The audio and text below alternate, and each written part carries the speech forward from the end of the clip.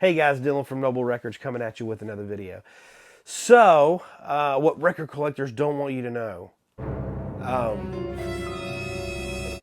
My channel is always, I've always wanted to be like a free resource for people to be able to discover music. Kind of one of my goals in life is to shine light on music that never got its recognition in its day. There's been a lot of really good music that was made that never, really saw the light of day. And so I have a label that we do the same thing, but like I try to reissue music, put it back out there. Make sure that people have these records available to them. They don't have to pay thousands of dollars to get an original Yezda Urfa. They can buy one on my website for like 30 some bucks. So that's my goal, to do really high quality reissues and people to be able to have them. And so, but through the years, as I've done that, I've had some serious record collectors come at me and get really angry, and they've been like, "Hey, man, you're giving away a lot of like secrets about record collecting and certain records and albums and labels and stuff, and it's making it harder for these records to find." Some of them have been nice about it, some of them have been mean about it, but and basically my response is always like, "Hey, I think the more people that are able to enjoy this music, the better longevity that this hobby will have for us. And then, like in the future, I have all these records that I've bought and I love them and I will never sell them. But one day, if my kids want to sell them, I want people to know what they are, So, anyways, all that to say, there's some things that record collectors don't want you to know. And some record collectors are cool about it and some of them aren't. So, first of all, I want to say, like, I'm going to show you guys a bunch of records. I'm going to show you some books. I'm going to show you some resources, stuff like that, just to, to hook you up with a little bit of information. But, there's a couple different types of people. I've known people that have been record collectors and they've been super cool, and they've been like, "Hey, you should check this out. You should check that out." Because there's something special about like when you're talking to somebody and that knows a little bit more than you, and they're giving you info about a band or something that you didn't know, and they turn you on to stuff, and you go listen to it. You're like, "Oh man, I'm glad that they told me about that." And then, like, in turn, as time goes on, you're able to do that for somebody else and be like, "Hey, if you like this, check that out." And so that's something that, I mean, you guys know I love doing that. That's one of my favorite things to do, is to like tell somebody about something they never heard about that I know they're going to really like. You're like, "Oh, well, you like this and that and that. You should check out, you should listen to whatever." Like everybody always says, you should listen to Budgie, because like Budgie is one of those, gateway bands that everybody needs to know about. And if you've been listening to classic rock radio, you'll be into. But anyways, all that to say, this has been happening gradually over the years. But I showed this record. This is Akumanu Bonsai Kai, Dinner in Honor of Demon. I don't speak Japanese, so some of these Japanese rock records, I'm probably butchering them. But this is a really cool private press, lo-fi, psychedelic basement rock by some like really young and budding Japanese musicians. Very cool record. But I got this a few months back, and I had this guy like reach out to me, and he was like, "Hey, us Japanese record collectors hate you. Like, you need to stop telling everybody about these records because they're making them really hard to find, and like we don't appreciate what you're doing and blah blah blah." And so I was just like, "Hey, sorry." Another one in that same video was this one, which I can't pronounce for the life of me. Kayente Hai. I can't even pronounce it, man. It's Kayente Haikai. But this is another one. Really, this is kind of a little bit of a strange one. But this one was also with that one, and I got some heat for that one. More recently, this one, the feedback featuring Ennio Morricone, really really awesome. Like a ton of drum breaks in this. Just kind of a legendary record for like breaks and beats and stuff. Kind of experimental Italian, like it's a really cool experimental jazz, I guess you'd say, but very awesome record. And I heard about this I saw a video, maybe, I don't know, 10 years ago, of Gaslight Gas Lamp Killer, he was showing his collection and showing some stuff and showing some of his favorite records, and he pulled this out and he's like, you guys need to listen to this. And I wrote it down and went and listened to it, and I was like, wow, that is really cool. And then finally got an original of this maybe a month ago, but I posted a picture of this on my Instagram. I have a separate Instagram account that's just for my collection, like none of it's for sale, just so I can show some of the cool records I'm listening to. And somebody, well, it's actually a really good buddy of mine, reached out to me and he's like, dude, you can't be like, I'm trying to find that record and now everybody's going to be looking for it. He said, you know, you need to chill with this. You're turning the normal people onto this kind of really crazy music. And, you know, and I just said to him, like, hey, man, you know, I ain't never going to stop. No, I said, you know, how would you feel if nobody ever told you about anything and you wouldn't even know about that record either if nobody had ever told you about it? And he was really cool about it. Like, he's a really nice guy. He's a good friend of mine. And I think he was probably halfway kidding, but he was just like, yeah, he's like, I know, he's got a really good mentality with collecting. And he's like, yeah, I know this stuff. You know, we're just caretakers of it until we pass it on to the next person and all that stuff. He's really cool.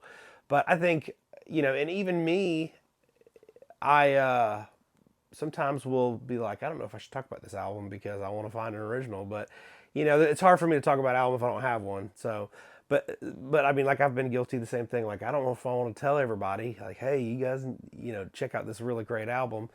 But if there's a reissue of it and I have it, I'll show it. You know, I don't care because I do want people to know. And the average person's not gonna like go out and pay thousands of dollars for a record. They just want to get the reissue. So it's not that big a deal. But like for me, there's been some really key things that have driven me over the years and helped me discover new things. And if I can share that with y'all and y'all can get deep in this rabbit hole with me, it's more fun. The more the merrier. So speaking of like library stuff like that, these are just some books that I have used as resources over the years. You know, obviously, number one resource that everybody uses is Discogs. It's an incredible resource. I love Discogs. I've gotten to know some of the folks that run Discogs here lately. They're a great company. They really do want to further the hobby, all that stuff. This video is not sponsored by Discogs or anything. I mean, imagine a world without Discogs. You know, there's a lot that we would not know. First of all, I probably wouldn't even know what I have. But anyways, like I wouldn't even know what records I have because I'd forget I put them in here, and I'd come home with 2 copies. But anyways, but just that's a great resource of like knowing when something came out. Like if you're digging and you find a record and you look it up, you're like, I want to know what type of music this is. This looks really interesting, you know. And so that's like number one resource, obviously, that everybody should know. But for like books and stuff, there's some stuff that's not on the internet, that's not on Discogs, that's not anywhere.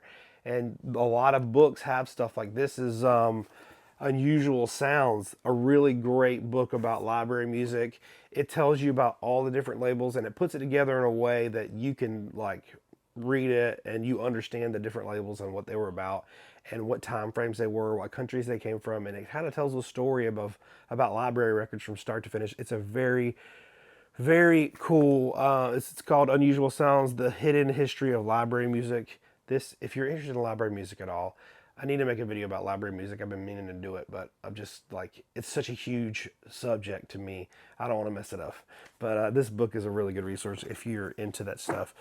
Same goes with Zamrock. I've been wanting to do a Zamrock video. I have every Zamrock record that was ever released and an original of every one of them. So I've been meaning to do a video about that, but I just haven't yet.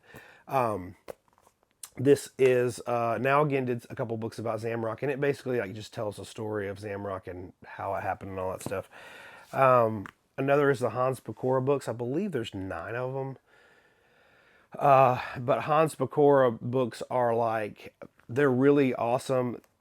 I love them because they don't tell you any information. They just show you pictures of the album covers, which is enough for me to wet my whistle. But it'll tell you like, you know, like I just opened this up. So this is UK. There's the Linda Hoyle, which is great. And it tells you like, what only information it tells you is like what year it came out and then the value.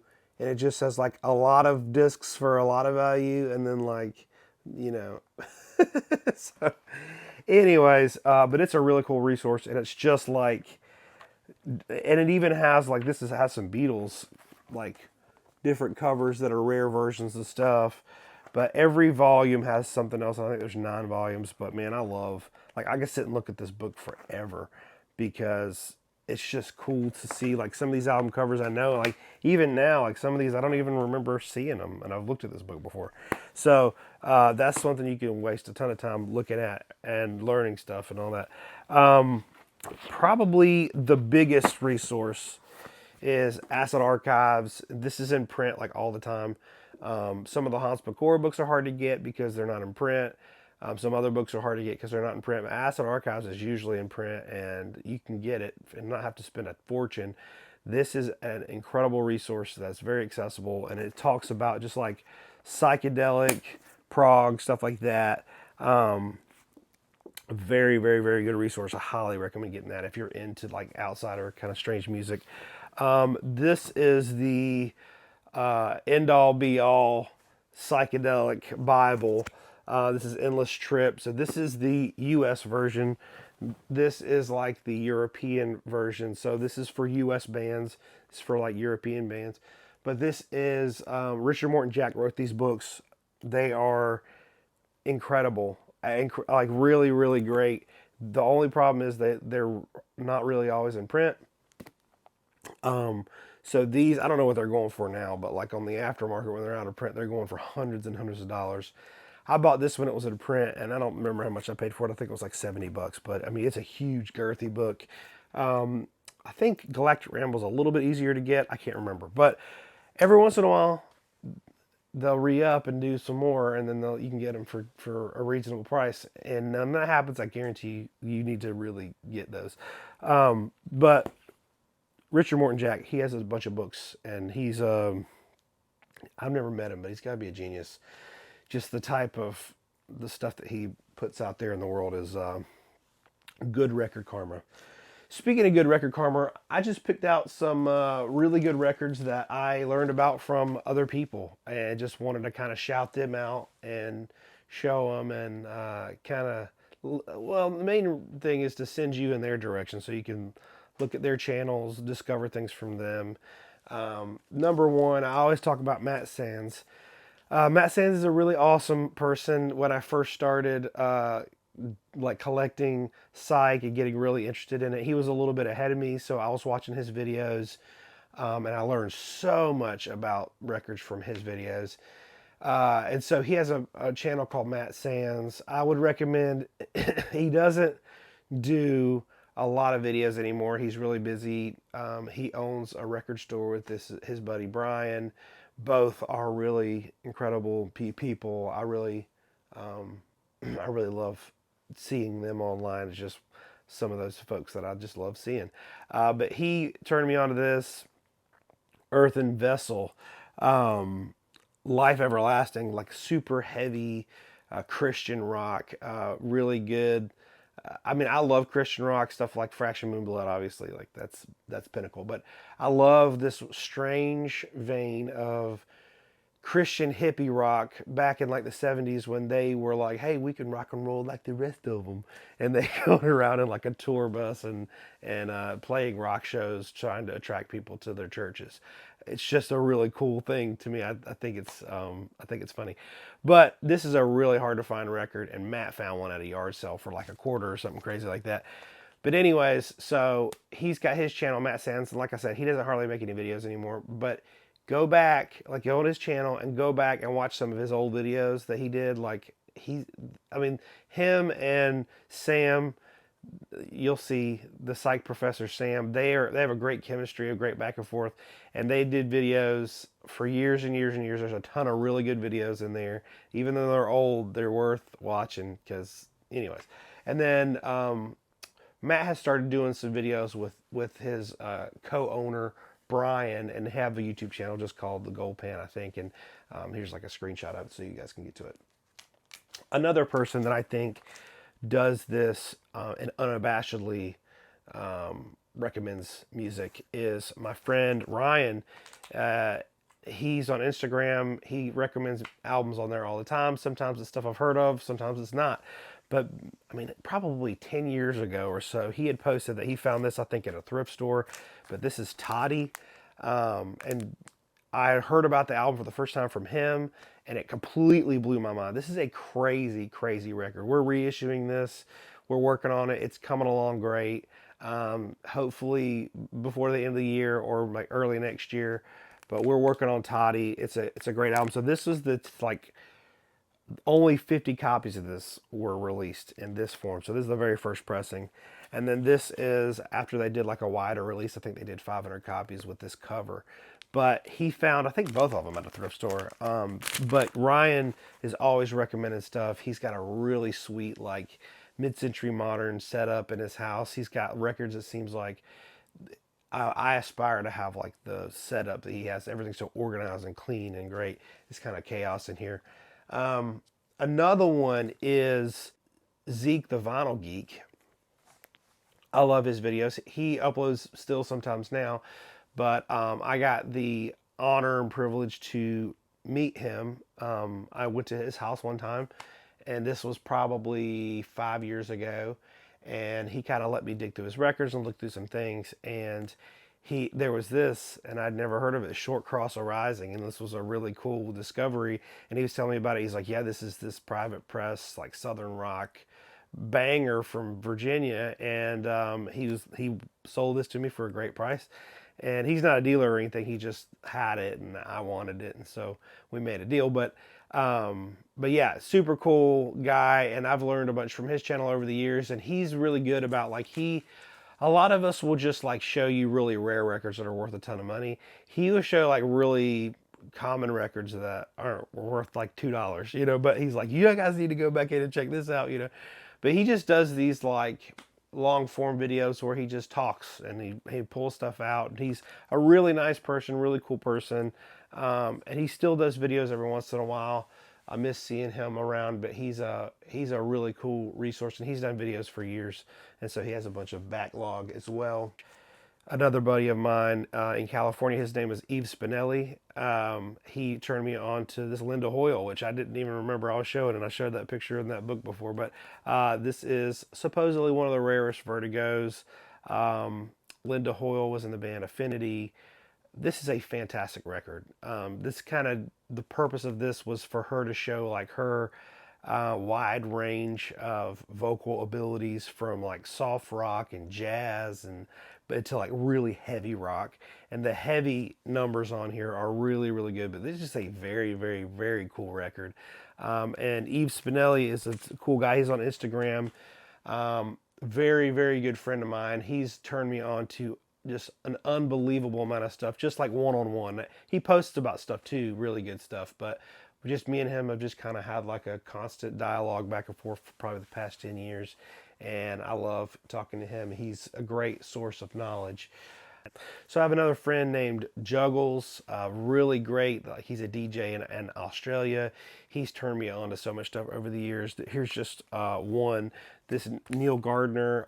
I'd never heard of Neil Gardner, and he was telling me about him. Like, he's this like really great acid folk singer-songwriter from Australia, and his records, he only did 50 copies of each album, and so they're like mega, mega rare, impossible to find, especially like being in the United States. Like, they're all in Australia, so but anyways, he turned me on to this, and then he hooked me up with a guy who was selling a copy of each. So this is Anthem for a Wednesday, which, I mean, it's just a blank label. So that's one of his. And then this one's the one that's a little bit more well known. This one said the Blackbird, and they did a reissue of this that actually came from this copy. So this is a really, really great, like if you like Townes Van Zandt and Nick Drake and stuff like that, that's something to check out. But Juggles, he's on Instagram. He's a great resource. He's hooked me up with so many records. He's told me about so many records. He's a gem of a man. Another one is my friend Chris. I'll sometimes mention him in videos. His Instagram is The Realm of the Wax Kingdom. And he's one person that I talk to like every week at least. Like we just talk back and forth about records or and life and all that stuff. He's just very cool. But he found this digging up where his, in his neck of the woods. This is Bruce Vanderpool, Bittersweet. Really cool. We joke about it at the shop. It's like a psychedelic James Taylor, but it's really cool singer songwriter, outsider folk type stuff, and love this record. But he introduced me to this record. He's hooked me up with a ton of great records, and we've traded back and forth. But this is one I can say that I actually heard about for the first time from him. Very cool guy. His Instagram is awesome. Another one is my friend's name's Christian.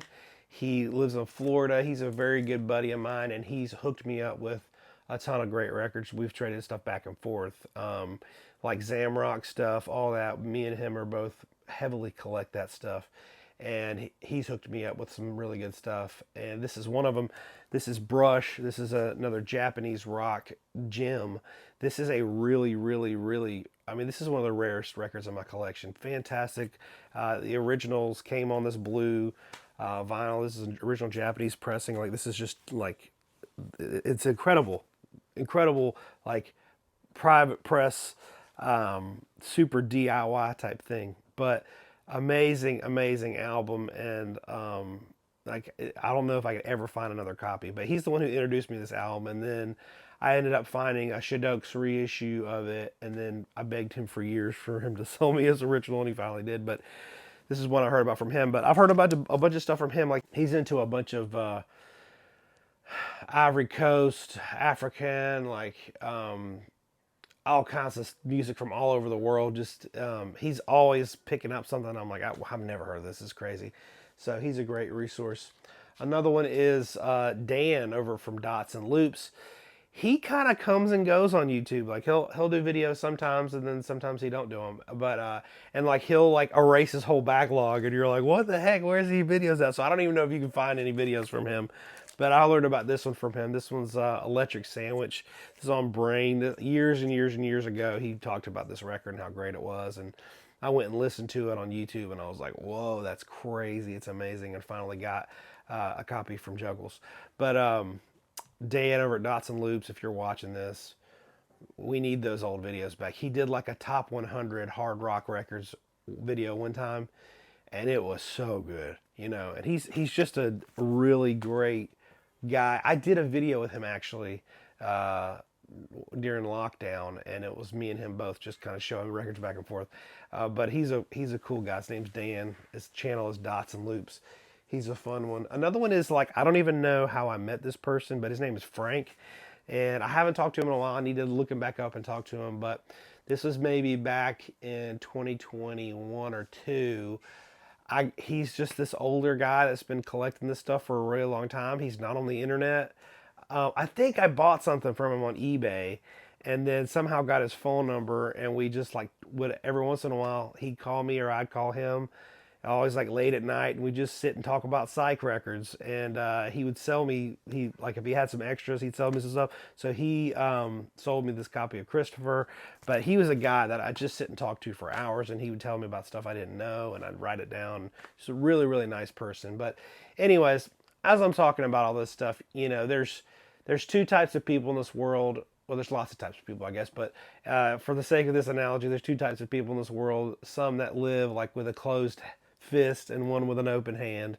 I always try to be the type that has an open hand and will tell you, I'm an open book, I'll tell you anything. There's some people that are like, no, more for me, I need to keep this to myself. And I just encourage you, when you're discovering records and sharing records and all that stuff, just to be open about it, because the more people that we turn on to this weird corner of like, record collecting is already kind of niche, this type of stuff is even more niche. Like I can't imagine there's a ton of people that is collecting this stuff, but the more people we can turn stuff onto, the more community we'll have in this little corner. So anyways, hope you guys enjoyed this. And there's so many more people that have turned me on to records over the years than just those. There's some great YouTube channels out there, and some great Instagram pages and all that stuff. And that's like the best thing that I feel like I get out of the internet. It's just like great information and friends, that share cool information about records. So anyways, Thank y'all for watching this video, and thank you to everybody who's ever turned me on to records. See you guys next time.